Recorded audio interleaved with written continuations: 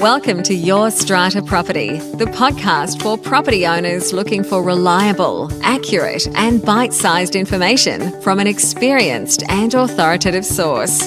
To access previous episodes and useful strata tips, go to www.yourstrataproperty.com.au. Hello and welcome. I'm Amanda Farmer and this is Your Strata Property. Tony Scott is a committee member in a small block in Sydney's Lower North Shore, having downsized to strata around 10 years ago. Tony is semi-retired but keeps busy as the joint publisher and proprietor of a medical publishing firm, in which he's been involved for 38 years. Tony says the joy of strata living is its convenience, as well as the lifestyle benefit of being able to lock up and leave, as Tony is lucky enough to spend part of each year enjoying the French countryside. Today, I am delighted to welcome Tony Scott. Welcome, Tony. Thanks, Amanda. A pleasure to have you here on the show. And some of our listeners might be thinking, okay, Tony, committee member, small block, Lower North Shore, Sydney. What is Tony here to chat to us about today? I will answer the mystery for our listeners. I've asked Tony to come on the show to share with us his recent experience of changing the bylaws in his scheme from a blanket ban on pets to allowing pets with the approval of the committee. Now, those of you who have been listening to the podcast for a while will know that this is a topic that we regularly come back to, pets in our strata buildings. And it became a bit of a hot topic more so towards the end of last year when we had a couple of tribunal cases come out in New South Wales that really showed a shift, I think, in the attitude of our tribunal, of our legislators when it comes to keeping pets in our strata buildings. And if you haven't yet, head back to episode 141 where I'm chatting to Rena about those cases. And in short, they were tribunal cases where the members said that a blanket ban on pets is harsh, unconscionable or oppressive and overturn those bans, allowing pets into a previously pet-free strata building. Now, Tony, I know you have had recent experience, as I said, in making some changes in your scheme. So I thought I'd bring you on the show, have a chat about how you did it, why you did it and how it all went. How does that sound? Right, that sounds pretty good. It wasn't too bad, actually. It took a little while. It took a little while, but we got there. Well, I know many of our listeners would be interested in that process that you took, what the challenges were along the way, because I've certainly been contacted by quite a few people who are wanting to go through this process. So thank you for coming and sharing your experience on the show. I'm going to start by asking you, Tony, where did the impetus for change come from? So you've gone from, as I said, a blanket pet ban to a new bylaw that, as I understand it, allows pets with the approval of the committee. Whose idea was it? Why the change? Okay, well, when my wife and I moved in here 10 years ago, the pet ban was in place. And it was not something that I was particularly happy about, that we don't have a dog, but we do have family members who like the grandkids like to bring their dogs when they come. And of course, that's not possible with a blanket pet ban. And in the last 10 years, the makeup of the strata changed quite significantly. You know, people come and go, whereas before the committee was dead against pets, as were the majority of the resident owners. And then that changed and it almost reversed. We had the majority of the resident owners in favour of repealing the bylaw, except for one. And we thought that would be pretty easy. But proxies were achieved from 2 overseas absentee landlords, and that prevented it happening. Even though the majority of the resident owners were in favour, people not living here, living overseas, but owning property here, could change it. As you would understand, with 10 units, you need 75% to change the bylaw. You can't get 7.5, so you've got to have 8. That's it, yep. So this is hardly democratic. So we went to a lot of trouble to present our case. Both parties presented their case. We did a lot of research. We were pretty sure that the proxies from the overseas landlords would knock it out, and it did. That leads to a little bit of ill feeling in the strata, which is unfortunate, especially when the majority of people living here and owning property would like to see it changed. So we put it back on the agenda this year in the annual general meeting, but we included with the AGM copies of information regarding the 2 recent NCAT judgments, and that changed the landscape considerably, because I think people were able to read through that. I think there was one article in Flat Chat, another one in the Sydney Morning Herald. The strata manager included those with the agenda for the AGM, and all parties were able to read through that, and I think it just completely neutralised all resistance. Now, I think, Tony, you might be selling yourself a little bit short here, because I have seen the bundle that you put together, and I'm not sure if it was you personally or together with some other resident owners. The bundle of material that I understand was circulated to fellow owners prior to the meeting, encouraging them to vote for the change. And you've got it's essentially a proposal with a lot of thought, a lot of work gone into it. And I've got it in front of me now. And it says things like, in essence, this proposal will demonstrate and respect the rights and wishes of both resident owners and landlords, provide evidence to dispel the unfounded fears about appropriate pets in apartments, provide verification that pet-friendly apartments deliver higher property values and rental returns. I love that one. And illustrate the many additional benefits that pets bestow on their owners and the community. And then the bundle, as you say, goes on to provide evidence in support of each of those, including the cases and the articles that referred to what I really think is a changing culture in our strata schemes. That point about higher property values, can you talk to us about that? Yes, well, when we put that proposal together 2 years ago, that was when we couldn't get the repeal through because of the proxies. When we presented that, I thought we should do as much research as we possibly can and determine why people are against having pets in apartments. Generally, the major reason revolves around noise. Either people don't like pets at all, they don't like dogs, they don't like cats, or they fear barking dogs is going to disturb the peace, or that dogs may soil the common property. So they were the main ones. So I checked that out with the North Sydney Council and was able to demonstrate that noise was not a problem. You know, there are 3,600 odd registered pets or dogs in the North Sydney catchment area. And I checked with the ranger, and the ranger said, well, I said, how many complaints do you get? He said about 2 a week. So that's 100 a year out of 3,600, which is pretty small. And he said 70% of those were sorted out very, very quickly, and it only left another 30. That's about less than half of 1%. And he said that it was then very, very rare for remedial notices to be sent out from council. And that the main problem wasn't the dogs, the main problem was the owners of the dogs. The lady at Western Sydney University also said that people sort of get upset and get a little bit aggressive when somebody else's dog barks, and then it creates ill feeling. Anyway, that was proven not to be a problem. Now, you homed right in on value of properties. I checked out with all of the agents in the area, and they said, without a doubt, when a property goes to auction, you can achieve between 5 and 10% more if it's pet friendly, because there are so many people who have pets now. A very high percentage of the Australian population has pets. The landscape has changed dramatically. So 5 and 10% was the figure. Now, that's significant. And not only that, for landlords, they can achieve a higher rent. A lot of pet owners are prepared to pay a premium on their rent. They're also model tenants, according to the property managers. I spoke to sales managers as well as property managers. Pet owners look after their apartments meticulously, because when the pet inspections come around, they don't want to be turfed out. So they're the best of all possible tenants, according to all the property managers I spoke to, and I think I must have spoken to at least 6 or 8.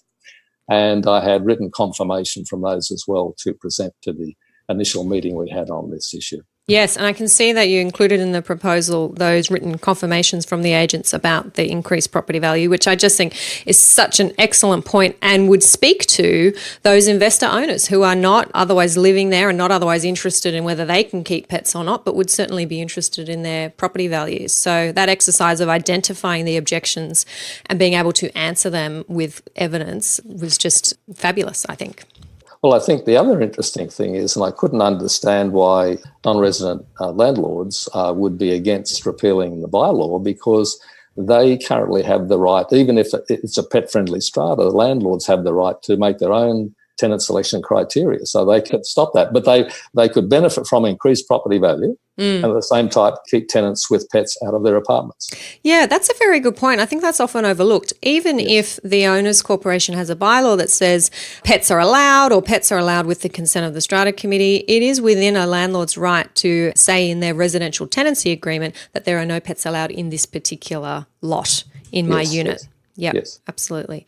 Now, just looking at the terms of your new bylaw, it's a fairly short one. I know when I draft what I call keeping of animals bylaws, they can run to a few pages just because I'm one of those annoying lawyers who likes to cover all angles. But your bylaw, I think, is very neat and to the point. And I won't read the whole thing, but in short summary, it says that a pet can be kept, but the prior written permission of the owners' corporation must be sought. And there's a few conditions set out in the bylaw. So keeping the pet within the lot, carry the pet on common property, keep the lot clean, keep the common property areas clean, comply with the noise bylaw, so that's addressing your noise concern, and permission can be revoked if those conditions are not complied with. Now, I was going to ask you the question, what do you think is a good pet policy for a building? But I'm assuming that you would tell me that what is set out in your new bylaw is the way you think other buildings should go. Well, I think that's the bylaw that we proposed as a starting point, because I think there were two possible bylaws as proposed by New South Wales Fair Trading when they amended the strata laws. So that was a couple of years ago. Yep. And I think there was one from memory where you could just tell the strata that you were bringing an animal and that was it. Yes. And this one was you had to ask for permission. And I think that's fair and reasonable. That's only a matter of common courtesy. And, of course, there may be some people with pets that you wouldn't want in the property. We're still to write a full detailed sheet on that. For example, we may require, if it's a tenant, we may require references from their previous landlord to say that their pet is well behaved, and it's not a problem. But at the moment, we're starting with that. I don't think we've got down to the nitty-gritty yet. You said you write something much more lengthy. We probably will too, because it's nice to have something that's a catch-all so that you don't have arguments later on. But we currently have one pet. One of the committee members has a small dog. My wife and I have currently been looking after our granddaughter's dogs while they've been on holidays. And that there have been no problems. So I think anybody who's responsible, we always said this right at the beginning, most people are responsible and they don't want to upset their fellow residents, so they'll do the right thing. And I just forget the name of the lady now. You may have it in that package I sent you from Western Sydney University. Yep. Said that most people are very responsible in that respect and that there should be no problem. And all it generally means is if somebody's got a dog that's being a bit of a nuisance, is going and having a quiet chat to them at some stage and say, hey, did you realise? Yes. And the Ranger at North Sydney Council said exactly the same thing. I know there have been isolated instances around Sydney where I think I saw an article in the Herald a couple of years ago where there was one particular suburb where there had been a lot of problem with pets, but that was very much an isolated incident. And that just doesn't hold up in the North Sydney catchment area, according to the North Sydney Council. Yeah. It's Dr. Emma Power from the University of Western Sydney. And she was actually one of my early guests on the podcast talking about, of course, this very issue. And that's episode 19, if anyone wants to check out my interview with Emma about how to deal with pets in strata buildings. So fabulous to see that you've been able to access her work and use that to your benefit there in making that change in your strata building, Tony. I think that's all useful information. I think you have to have a logical reason for objecting to pets in apartments. And you can't have a blanket ban. That's just not logical. It doesn't make any sense. It's totally selfish, and there's nothing to substantiate the fact that you could do that. And I think the recent judgments at the tribunal point to that quite clearly. And I think that's going to be a deal breaker. I think that'll really change the landscape. The only thing to change then will be to prevent landlords from choosing tenants without pets, because that's terribly unfair, and that forces people with pets to seek a limited range of accommodation. Yeah, and have to pay more. Yes, and have to pay more. So that's totally unfair. And in a democratic society, people should be able to, within their own apartments or houses should be able to do pretty much what they want, as long as they don't disturb anyone else. And I think common sense has prevailed with those two recent judgments. Yeah, look, I agree with that. And I often say it has to be about regulating the outcome of keeping the animal as opposed to the fact of the animal. Yes. I agree with you. There's just no common sense reason why you'd regulate the fact of keeping an animal. Yeah. And I think when it comes to bylaws, and it's sounding like this is the direction that you're heading in, Tony, a straightforward bylaw that says something like animals are permitted with the approval of the committee, and granting the discretion to the committee to consider each application on its own facts, on its own merit, looking at the type of animal, recognising, of course, that there are certain dangerous breeds of dog, for example, or you might not want particular reptiles around the building. So you need to have that discretion to be able to assess each application and, of course, not unreasonably refuse any application. Yes. It mainly revolves around cats and dogs, I think. For example, people might want a budgerigar, that's fine on their balcony, but we probably wouldn't be happy about a large screeching white cockatoo. No. But that would be pretty rare, I would imagine. Yeah, indeed. Yeah. Okay, so we have some listeners, committee members maybe wanting to make this change in their scheme, lot owners getting excited about the fact that they might finally be able to get a dog for their small child or something like that. What would you recommend they do as a very first step towards achieving the aim of wanting to make a similar change in their building? Okay, I think the first step is to have an informal meeting about it to find out what everybody's position is, just to find out which way the wind is blowing. A meeting that's kept pretty relaxed, and to say, is there a chance we could look at changing this? If there are any objections, what are they? And then to go away and put together a proposal, we did in this particular strata, something that can clearly alleviate all of those fears. And it's generally fears that people have. You just can't rule out having pets because you don't like pets and you wouldn't want pets. So if they've got all their data, they can speak to 8 managing agents in their area to find out what the problems are, speak to the estate agents themselves who are selling property to find out if to prove, because it may vary from place to place, to see if you can get some solid evidence that having pets in strata is absolutely no problem whatsoever and will enhance the value of the property. But not only that, it enhances the sense of community. If you get a little dog and you walk down the street with it at night time, it's amazing how many people will stop and have a chat to you. You'll be talking to people in your community you've probably never spoken to before, and a lot of people say that. Yeah. So there are virtually no disadvantages, none that I can think of, if the pet selection criteria is a good one, and there are lots of advantages. And even people living alone, widowers, people with depression, there is a stack of medical evidence around now to show that pets are very, very therapeutic, and to deny somebody that is just not right. Excellent. Thank you very much for those very practical, actionable tips there, Tony. Now, you're a guest on the podcast. You get the book question. What books have had the greatest impact on you and why? Okay, now look, that's a pretty hard one, Amanda. What books? Right. I'm glad I don't have to answer it. There have been many books, but there's probably 2 that come to mind, and they're pretty odd, right? Okay. It's a pretty hard thing to do because I have a very broad reading range. I suppose the book that impressed me the most, and I don't know, it's a long time ago, I think it was the late 70s or early 80s when I read 7 Years in Tibet by Heinrich Harrer. That was the true story. An Austrian mountain climber who was interred by the British at the beginning of the war, the Second World War, and was in Tibet for 7 years and had the most remarkable experience and learned so much about the society of Tibet, which was a wonderful place. Got to know the Dalai Lama very well. And, of course, that all ended with the invasion of Tibet by China. And there we've had a society that's been a wonderful society that's been completely destroyed. But having read that book, you could go on for hours about it, but I'd recommend anybody read that book. So that's one, I guess. Thank you. And the other one is pretty odd. Seeing that I don't have any political affiliations, was False Dawn, The Delusion of Global Capitalism, that was written by John Gray, who's the Professor of European Thought at the London School of Economics. He's an emeritus professor now. Right. But that was quite amazing. And it's not a book written from a Marxist or a socialist point of view. It was just somebody that's had a lot of experience with government as well. I think you had a lot of experience with Margaret Thatcher's government.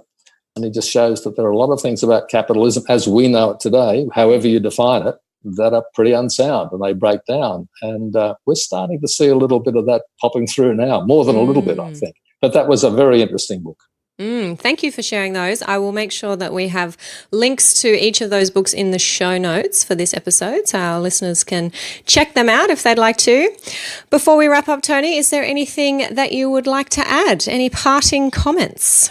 No, look, I don't think so. I just wish everybody luck with changing their blanket bans on pets. And I think just popping in front of everybody's nose the recent decisions by NCAT should make people think, because I think that made the difference here, because nobody wants to be taken to the tribunal and have that overruled. You might as well not go through that trouble and just get on with it and do the right thing. That's what made all the difference in our strata. All of the logical arguments we put forward really had no influence at the time because we were preaching to the choir, except for the non-resident landlords who wouldn't budge. But that just disappeared with everybody reading those two rulings from NCAT. I think that makes all the difference. Yes, I agree with you there. And good on you and your fellow owners for putting in that hard work. And goes to show, you want to get something achieved in your building, it is possible. There are happy stories. There is a lot of positives coming out of our strata buildings, and it's particularly why I wanted to share your story with our listeners today. If you put the work in, put your mind to it, get some support, be creative, do your research, then you can affect important change that I agree needs to be happening in our buildings. So good on you, and thank you for taking the time to share that with us today. Okay, and one other thing I'd add, when you're doing that, be as diplomatic and as friendly as possible with the people who have an opposing point of view to you, because they're entitled to that. Absolutely. So it's a matter of gentle, quiet persuasion, I think, and that wins the day. Being courteous and respectful. Yep, I love it. Thanks so much, Tony. Thanks, Amanda.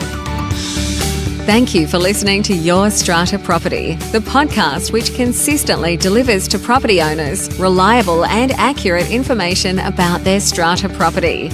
You can access all the information below this episode via the show notes at www.yourstrataproperty.com.au. You can also ask questions in the comments section, which Amanda will answer in her upcoming episodes. How can Amanda help you today?